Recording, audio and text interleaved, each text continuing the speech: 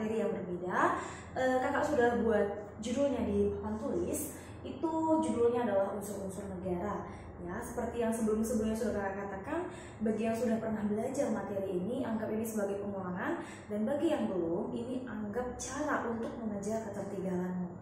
Oke, perhatikan kakak, biar dapat inti daripada materi kita hari ini. Oke, nah yang pertama kakak sudah buatkan judul besarnya itu adalah unsur-unsur negara. Jadi kalau negara terbentuk itu Dik, berarti karena ada unsur-unsur di dalamnya. Kakak juga sudah pernah membilangkan kepada adik-adik sekalian kalau unsur-unsur negara itu harus sesuai dengan apa yang telah terjadi dalam sebuah negara tersebut. Nanti kakak buatkan di sini sudah ada 2 caranya. Oke, yuk perhatikan kakak. Nah, sebelum kita masuk ke negara, kita masuk dulu pengertian dari sebuah bangsa. Bangsa kakak buatkan di sini. Yuk, sama-sama kita baca. Bangsa itu adalah kumpulan manusia yang biasanya terikat karena ada kesatuan bahasa dan wilayah tertentu. Contoh, bangsa Indonesia.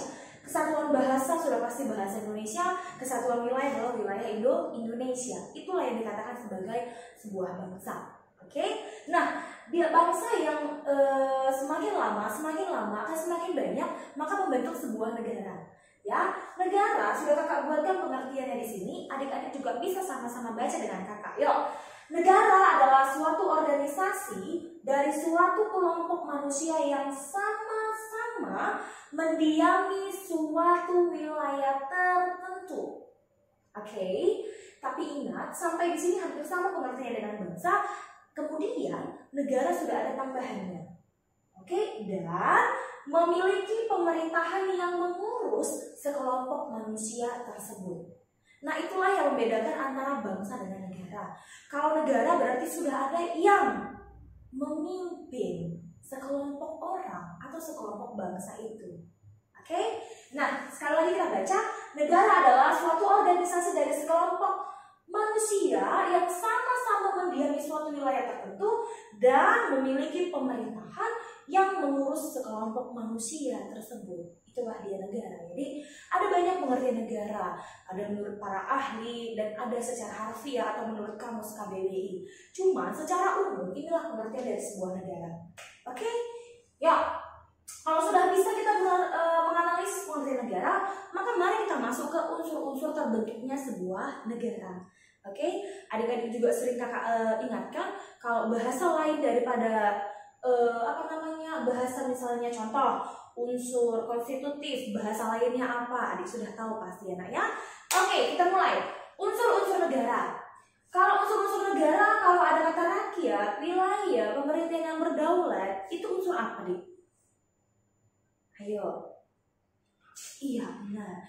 Itu merupakan unsur konstitutif. Biasa tidak kakak buatkan di sini sengaja nak, supaya adik juga bisa berpikir oh iya ini masuk ke unsur yang ini gitu. Oh ini masuk ke unsur yang ini. Oke? Nah unsur konstitutif atau bahasa lainnya itu adalah secara de facto. Saya nak ya. Jadi kalau misalnya nggak dibuat pengertian de facto, berarti sama dengan konstitutif. Atau kalau dibuat konstitutif maka sama dengan de facto. Nah, satu unsur negara. Yang pertama adalah rakyat. Pengertian rakyat yang kakak buat ini secara simpel saja atau secara mendasar. Rakyat itu adalah orang-orang yang berdiam diri di suatu wilayah. Itu rakyat. Nah, wilayah itu adalah tempat rakyat tadi berdiam diri. Nanti dibagi menjadi darat, laut, udara. Ya, kakak buat secara simpel saja. Nah, kalau sudah ada rakyat, sudah ada wilayah, kemudian ada pemerintahan yang berdaulat. Pemerintahan yang berdaulat tadi berarti sama dengan yang ini, nah ya. Berarti memiliki pemerintahan yang mengurus daerah atau wilayah tersebut.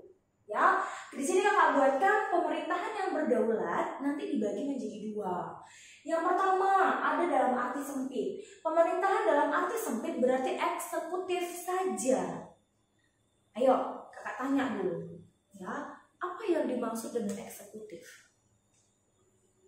Ayo, coba kakak dengar.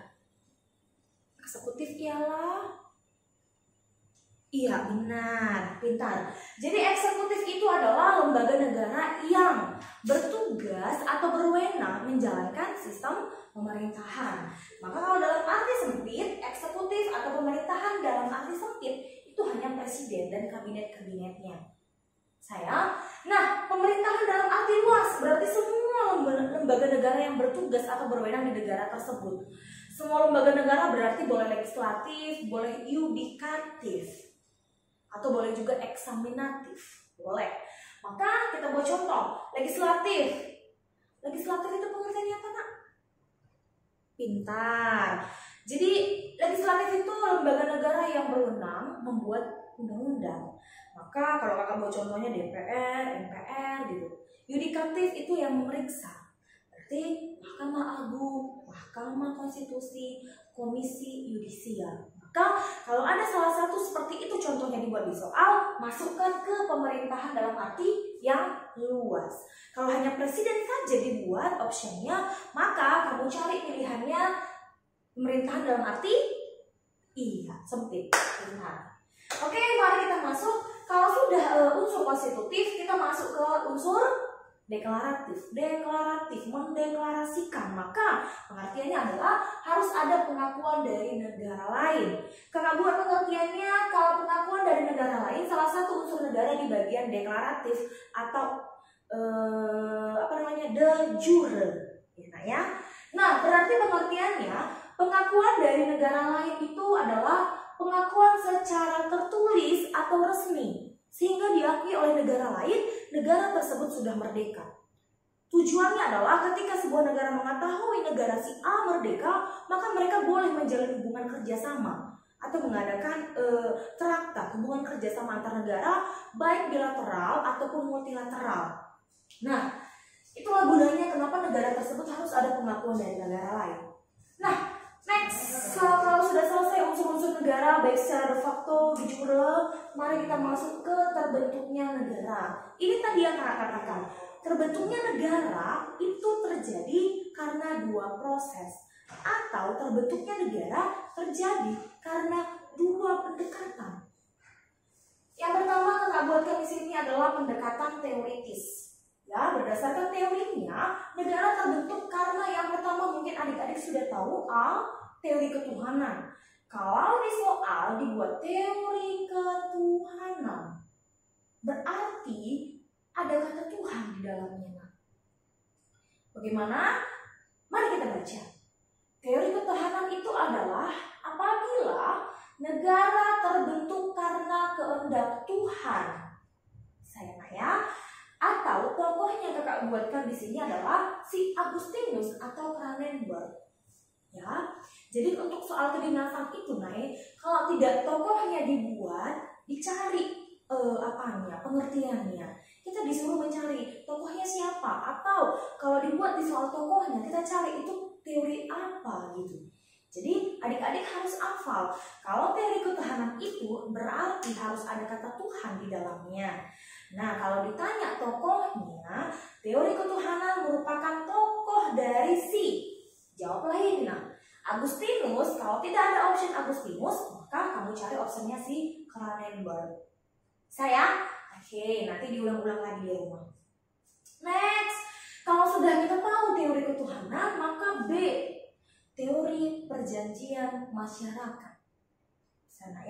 Nah, teori ketuhanan berarti tadi ada kata Tuhan di dalamnya. Kalau teori perjanjian masyarakat berarti carilah hal yang serupa. Nah, teori perjanjian masyarakat adalah negara terbentuk berdasarkan orang-orang di dalamnya atau masyarakat di dalamnya. Di sana ya. Nah, kalau ditanya di soalmu, siapakah tokoh dari perjanjian masyarakat? Kamu jawablah si J.J. Rousseau. Atau J.J. Rousseau merupakan tokoh dari teori perjanjian si masyarakat. Bisa ya?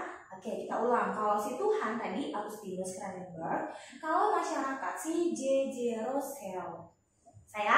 Oke, next, yang ketiga, teori kekuasaan. Yuk, sama-sama kalian baca dulu di rumah. 1, 2, 3. Nah, teori kekuasaan itu adalah negara terbentuk berdasarkan atau karena ada orang yang memimpin di dalamnya. Ingat aja, berarti teori kekuasaan berarti ada yang berkuasa di situ, Bisa, kalau ada kata-kata kekuasaan maka jangan jawab teori ketuhanan. Salah.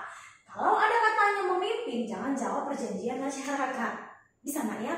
Maka kita harus bisa cari pasangan di soal itu apa. Nah, teori kekuasaan. Negara terbentuk karena orang-orang yang memimpin di dalamnya, berarti karena orang-orang yang memimpin, karena ada kekuasaan di situ, maka kamu jawablah itu adalah teori kekuasaan. Kalau ditanya, siapa tokohnya? Jawablah, Paul B. Horton. Bisa nggak ya? Oh, berarti Paul B. Horton ini adalah teori kekuasaan. Agustinus tadi adalah teori ketuhanan. Bisa nggak ya? J.J. Rousseau teori perjanjian masyarakat. Bisa sampai di sini nak? Kira-kira paham? Bisa? Oke, kita ulang sedikit ya, nggak apa-apa. Memang harus diulang-ulang. Kalau bagi yang baru kita ulang lagi. Kalau unsur negara itu konstitutif. Konstitutif itu rakyat, wilayah, pemerintahan yang berdaulat. Bisa. Kalau deklaratif hanya satu dia nak, itu adalah pengakuan dari negara lain. Kalau dia sudah merdeka. Boleh? Oke, aman. Next, nah ini yang paling rentan kalau ditanya. Karena ini cukup panjang pengertiannya. Tapi jangan takut, kita harus ulang biar bisa ya. Oke, nah tadi pendekatan teoritis, sekarang kita masuk ke pendekatan faktual. Kalau dikatakan pendekatan faktual itu ngaku berarti didasarkan pada kenyataan, fakta. Didasarkan pada kenyataan yang benar-benar telah terjadi. Atau berdasarkan fakta sejarah negara tersebut. Maka ini tidak bisa dikarang-karang. Karena memang para ahli mengambil dari sejarah negara itu terbentuk. Gitu dia ya. Next, kita mulai. Pendekatan faktual yang pertama kakak buat di sini adalah pendudukan. Bahasa lainnya adalah okupasi. Nah ya. Nah, kalau misalnya di soal dibuat okupasi, berarti pasangannya mana? Iya, pendudukan. Saya. Nah, kita tengok yuk pengertiannya. Ketika sebuah negara dikatakan berdasarkan pendudukan atau okupasi, maka pengertiannya ini. Ketika suatu negara tidak bertuan, sudah, dan belum dikuasai oleh kelompok tertentu. Nah, itu dia. Jadi, ketika suatu negara yang belum ada tuannya, belum ada pemiliknya, maka datang kelompok-kelompok tertentu ingin membentuk sebuah negara. Maka kita buat contohnya ya, Liberia yang diduduki oleh kaum Negro kemudian merdeka tahun 1847. Berarti negara Liberia itu awalnya tidak ada pemiliknya, kemudian datang kelompok-kelompok orang Negro sehingga membentuk negara Liberia namanya. Bisa nggak ya? Mantap. Kakak yakin semua pasti paten. Next. Habis pendudukan kita buat di sini adalah proklamasi, nak Bu. Proklamasi berarti Indonesia ya. Oke. Nah, tahun lalu tidak dibuat proklamasi naik, tapi dibuat pemberontakan. Sama. Ya, jangan panik. Oh, kata Kak Lestari proklamasi contoh Indonesia, tapi di opsinya nggak ada. Yang ada pemberontakan. Itu sama. Oke, nak ya? Sama. Karena mari kita lihat pengertiannya. Proklamasi atau proclamation pengertian adalah suatu wilayah yang diduduki oleh bangsa lain kemudian mengadakan perjuangan atau memberontak atau melawan, dan karena perjuangan mereka berhasil merebut wilayahnya kembali, dan akhirnya Indonesia lah contohnya, karena Indonesia berhasil melepaskan diri dari penjajahan Jepang dan Belanda. Gitu dia nak ya. Jadi makanya kakak bilang kalau tidak ada di opsi proklamasi, ada di opsi pemberontakan, maka sama. Karena apa? Karena proklamasi itu terbentuk karena adanya pemberontakan dari negara tersebut atau orang-orang tersebut. Contohnya Indonesia. Oke bos? Oke. Next, penarikan. Penarikan itu atau bahasa lainnya adalah ACSI. Maka memang adik-adik sekalian memang harus bisa. Kalau pelajaran wawasan kebangsaan memang itu harus ada bahasa lainnya, nak. Itu nggak ada. Ya naknya, kayak tadi tuh unsur konstitutif bahasa lainnya de facto, unsur deklaratif bahasa lainnya de jure gitu. Karena memang panitia mau buat bahasa-bahasa lainnya, maka kita jangan hafal hanya satu istilah. Ya nak ya, apa-apa ya. Nah, sama kayak yang bilang tadi, pendudukan atau bahasa lainnya okupasi. Penarikan bahasa lainnya adalah acesi. Gitu ya. Yuk, mari sama-sama kita baca. Penarikan atau acesi nakku. Pengertiannya adalah mulanya suatu wilayah terbentuk karena akibat naiknya lumpur sungai dan timbul dari dasar laut atau delta. Wilayah tersebut karena sudah membentuk suatu wilayah, katanya naik, dihuni oleh sekelompok orang dan membentuk negara. Jadi katanya kalau misalnya sebuah negara tersebut kalau mendekati sebuah sungai atau dasar laut, ya itu salah satu contoh penarikan atau acesi. Yuk, kita lihat contohnya nih. Kakak bawa contohnya Mesir. Mesir itu dari delta Sungai Nil. Ya, mungkin sungainya atau lautnya naik pasang sehingga banyak tanah-tanah, sehingga membentuk sebuah wilayah, kemudian datanglah masyarakat dan membentuk sebuah negara. Itulah faktanya atau itulah sejarahnya negara Mesir.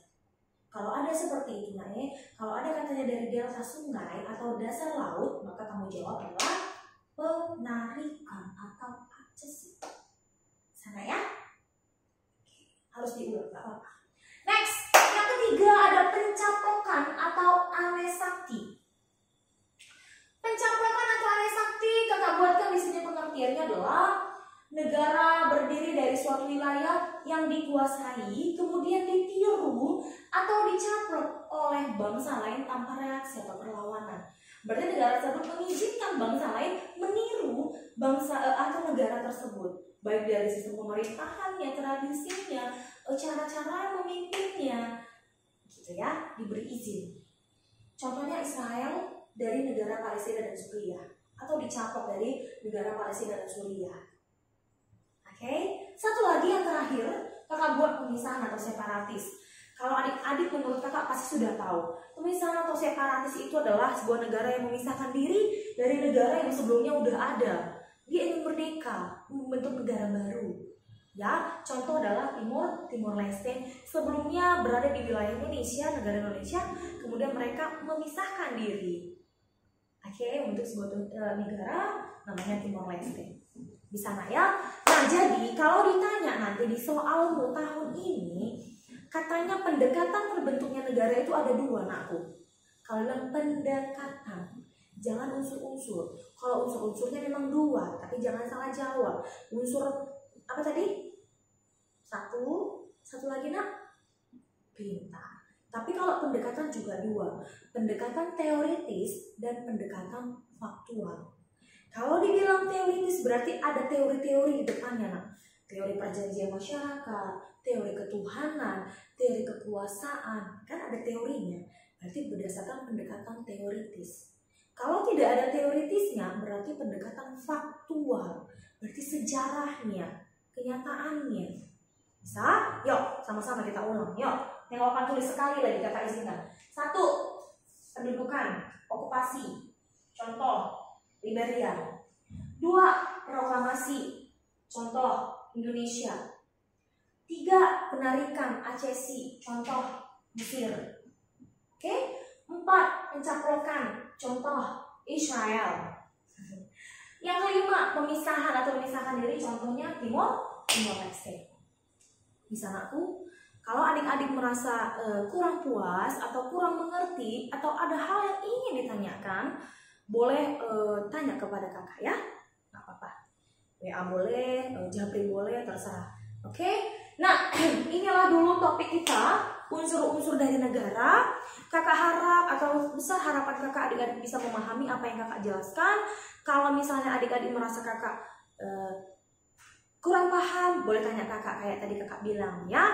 Intinya harus diulang-ulang di rumah, berkali-kali diputar videonya juga boleh. Atau yang baru, yang masih baru daftar, yang belum pernah belajar materi ini, boleh dipindahkan catatannya dari yang kakak jelasin tadi, sehingga bisa dibaca kembali di rumah. Ketika nanti kamu dapat soal TWK seperti ini, maka sudah bisa dijawab. sana ya. Oke, inilah dulu materi kita hari ini ya. Boleh diulang lagi, boleh dibaca kembali. Kakak mohon maaf kalau ada penjelasan yang kurang pas atau tutur bahasa yang tidak mengenakan. Kakak minta maaf. Sampai di sini dulu video pembelajaran kita dan selamat siang.